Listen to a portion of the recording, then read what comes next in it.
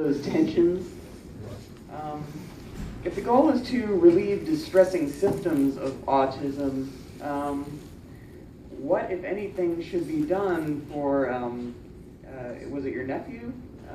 Yeah, who is perfectly happy the way he is, but needs constant care, can't even go to the bathroom by himself, so he's happy. His caregiver would maybe like a little more time for herself.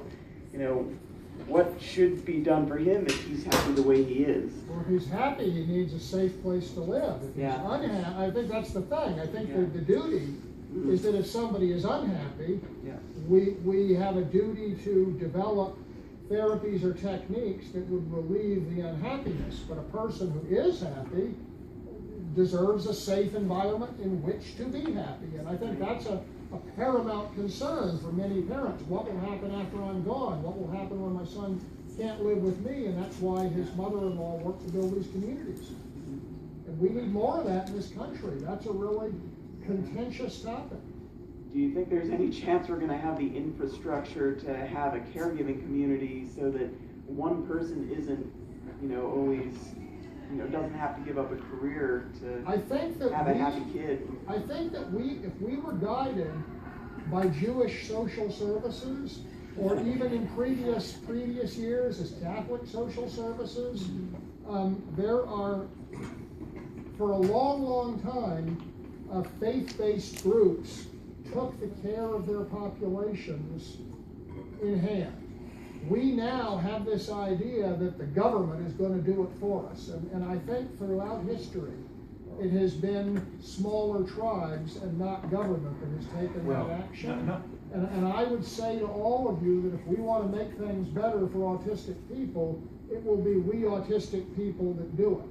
And I think that even though, John and Karen said there aren't many people like me who are verbal autistic people speaking out for the need for safe living arrangements, for example, for autistic people who need, help with daily care and living, I think that we need to cultivate more such people with a sense of duty. And I hope that some of you become those people. Because if we don't want to help ourselves, why should anyone else do it for us?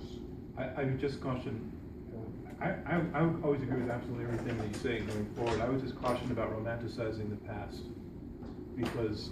I'm not romanticizing it, I'm just saying, we have to stand up for ourselves. No, but John, when you're talking about in the past, small communities took care of their own, maybe in very small towns, but the record in this country throughout most of the 20th century is not very good. It's terrible. It's terrible. Yeah. People were just locked away.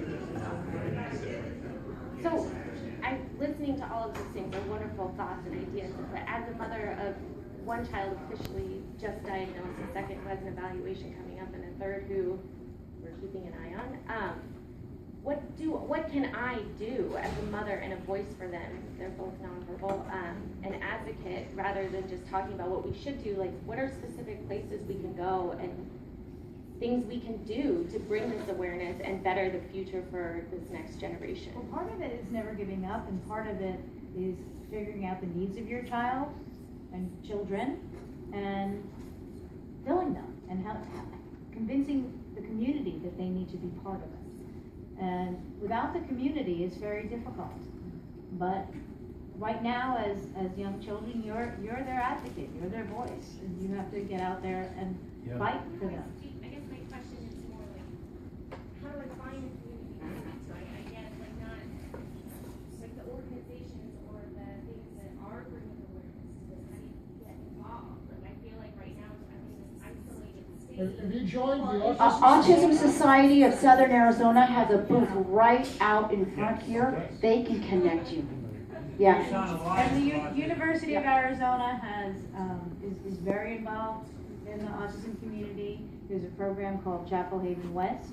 That's for and just as a source of inspiration to you, and it's one of the big themes of our book, your kids now can go to school. At least the school has, it may not be perfect, but they can't say no to you. And they were saying no until 1975, and that changed because mothers like you who felt that they knew nothing about politics or legislation or anything like that, figured it out, found allies, and they found allies among other parents who are in this situation, but also by reaching, and very smartly reaching out to legislators and to the media and beginning to tell their story. And I'm not saying it's a piece of cake, because it's obviously not. But what I do want to say is they started from zero, and your kids can go to school today because they figured it out. So progress is possible. Activism does work, and that's what Karen is saying, is never take no for an answer. And so you're going to have and to don't figure give up. out what is your activism, what are the needs that your family needs, and then go out there and fight for it. This one relocated from up and back to down in front. Did you have a question or something, or did you just relocate for another reason? So we met yesterday. I actually put this panel together. And You're the speech pathology Yes, person, right? I'm Yeah, I was thinking that, yeah. And I'm friends with Sydney, so no, I'm trying to not be. All right. You're trying to be inconspicuous, Jennifer? Is that it? Okay, so I have a question, Mr. Robertson. You mentioned something in passing, but I wondered if you had more detailed information on it, and that was the gastrointestinal issues that are associated with autism and the work that they're doing to try to address some of those symptoms with autistic kids. What am I? There are a number of promising studies. There's one thing that sounds kind of nasty, but it's actually a very promising thing. We are testing a therapy where they are taking healthy fecal bacteria, which has been purified and rendered in pill form, and that is being given to autistic people who have dysfunctions in intestinal bacteria, and it turns out that those therapies are proving helpful. But there is, I guess, an underlying question: why do some autistic people have these fundamental imbalances in the fecal bacteria mix to begin with? And I think that the answer may be that the symbiotic relationship between a wide variety of fecal bacteria and humans evolved over thousands and thousands of years. And the bacteria that live in our guts do so under the supervision of our intestinal nervous system. We think of the brain as controlling everything in our bodies, but in fact, our intestines, our hearts, certain parts of our bodies have their own local partial control of the nervous system. So autism, now we see, causes differences throughout the nervous system. We talk about it as producing different wiring in the brain, but it would be more correct to say autism can produce structural differences or different wiring throughout the nervous system. And that means that an autistic person could be prone to aberrations in, say, the automatic control of heart rate or the automatic regulation of our intestinal system, and that might be an underlying cause, so that putting different bacteria in us might make us healthier.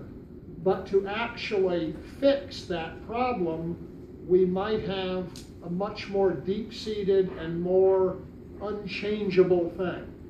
And we are only now beginning to unravel that. That's one example of why I said to you that autism is a whole body condition for many of us.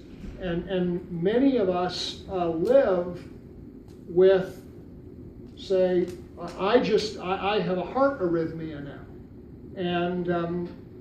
And is that connected to autism? Nobody really knows. My son has intestinal trouble, and so do I to some extent. And is it autistic? We don't really know. so many of us live with disabilities that we never even knew were disabilities. We accepted as just the way we were. And the more we have awareness, the more we recognize it, and therefore the more we become aware and able to try and develop treatments. I hope I gave you some of an answer. Is there a resource we could go to that connects us to those studies?